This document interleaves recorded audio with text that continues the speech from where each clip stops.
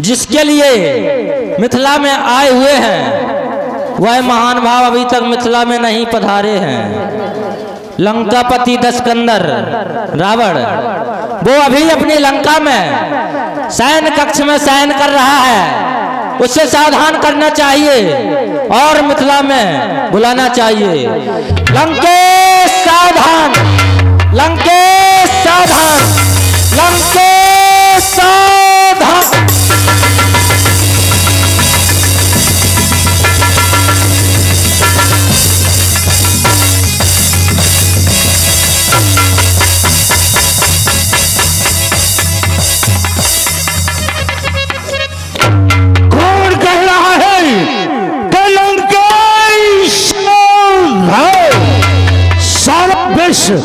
सारी दुनिया वो जानती है कि लंकेश हमेशा सावधान रहता है। भ्राता कुंभकर्ण के बल पर, पुत्र मेघनाद के बल पर, अपनी चतुरंगी सेना के बल पर, अपनी चंद्रहास के बल पर, अपनी 20 भुजाओं के बल पर लंकेश सावधान रहता है। एक चकाचौंध जोत भरी किसने जगमगा दिया कर, किसने अग्नि प्रचंड चंड कर दिया आकर। तड़ियों का रंग तुरंग माल क्यों तर तर करके बोल रहे, बंदीगढ़ क्यों उमर घुमर कर आज बसंत मरो रहा।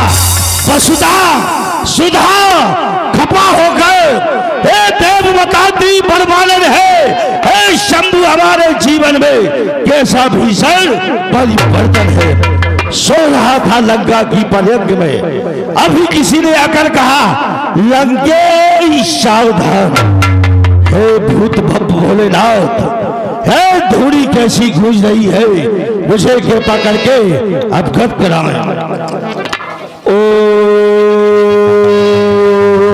नमः शिवाय, ओम नमः शिवाय, ओम नमः शिवाय।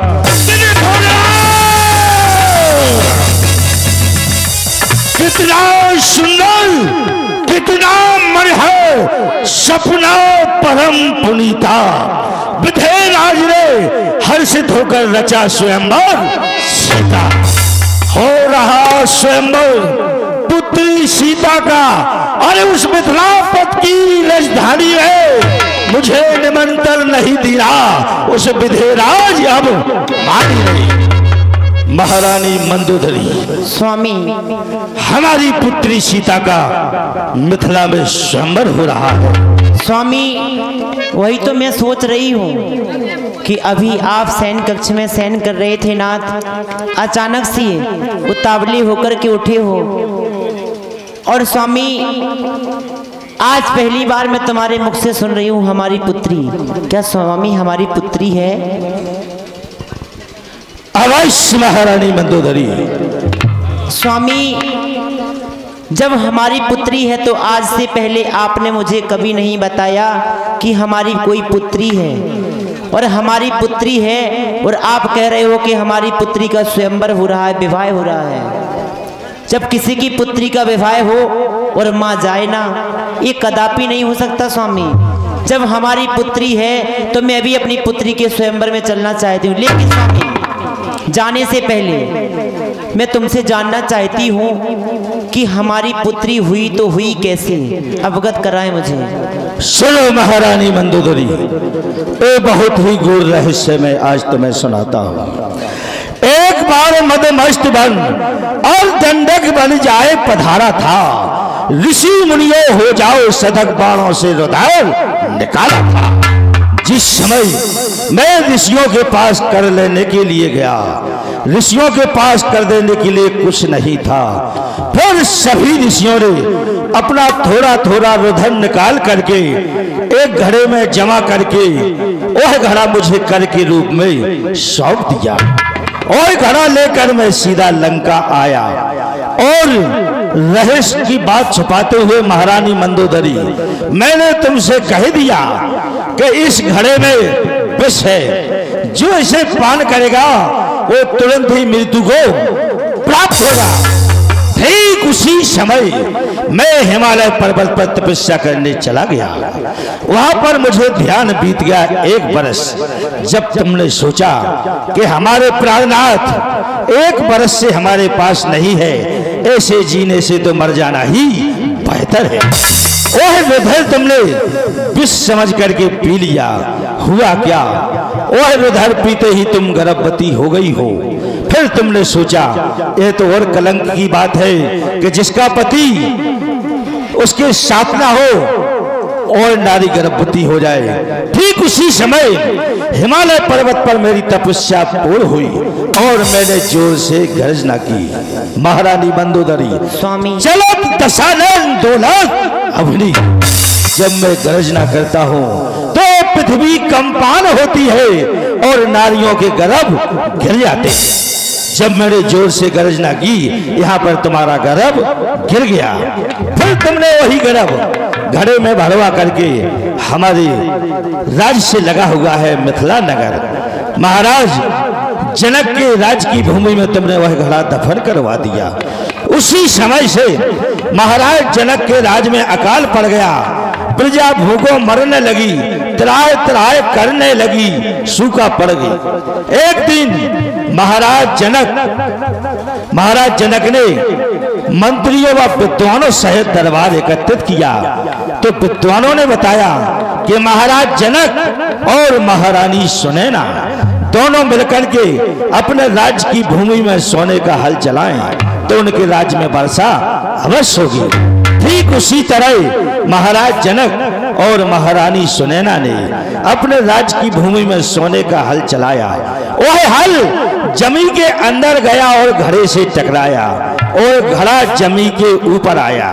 सी लगते पिघती सीता, उस घड़े में से एक सुंदर कन्या का जन्म हुआ जिसका नाम हुआ सीता। सीता भूमि से उत्पन्न है, सीता को भुजा भी कहा जाता है और सीता जमी से उत्पन्न है। महाराज जनक उसे प्यार से जानकी कहते हैं। महारानी मंदोदरी, इसी तरह सीता हमारी पुत्री है।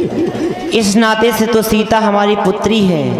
और स्वामी, जब हमारी पुत्री का विवाह हो रहा है तो मैं भी आज तक मैंने अपनी पुत्री के कभी दर्शन भी नहीं किए। तो स्वामी, मैं भी आपके साथ स्वयंवर में चलना चाहती हूँ और अपनी पुत्री के दर्शन करना चाहती हूँ स्वामी।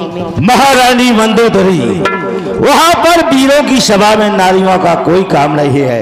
रही बात सीता के दर्शन की, मैं तुम्हें वचन देता हूँ कि एक बार लंका में सीता के दर्शन अवश्य करूंगा। फिलहाल तुम्हें मिथिला की ओर प्रस्थान करना। जैसी आज्ञा स्वामी। वैसे भला मैं आपकी बात का उल्लंघन कैसे कर सकती हूँ? कहा जाता है एक स्त्री के लिए, नारी के लिए कि पति पूजा पति सेवा, पति पूजा पति सेवा यही है धर्म पत्नी का। अरे पति के चरणों में मुक्ति धाम है पत्नी का। जो पत्नी अपने पति के चरणों में मर गई, समझ लो भव सागर से तर गई। स्वामी, जाने से पहले मैं तुम्हारी पूजा वंदना अर्चना करना चाहती हूँ।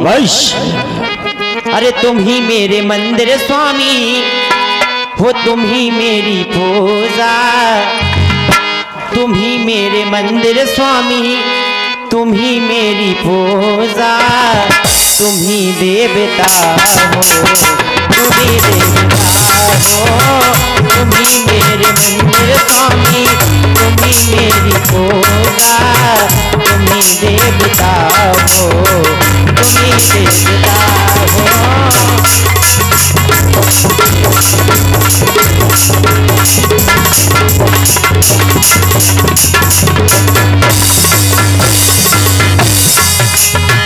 तुम्ही मेरे माथे की मेहंदी की झिला मेला, तुम्ही मेरे हाथों के कंगन तुम्ही हो।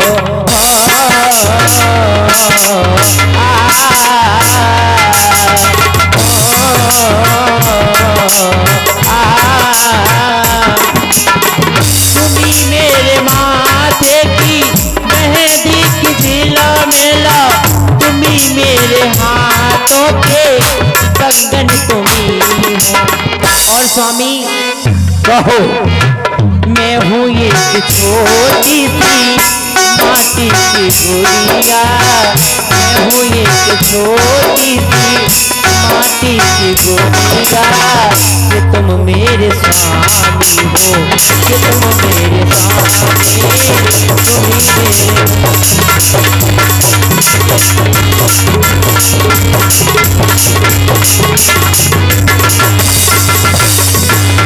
तुम्ही मेरे मंदिर स्वामी, तुम्ही मेरी भोगा, तुम्ही मेरे मंदिर स्वामी, तुम्ही मेरी भोगा, तुम्ही देवता हो, तुम्ही देवता हो, तुम्ही देवता हो, तुम्ही देवता हो, तुम्ही देवता हो, तुम्ही देवता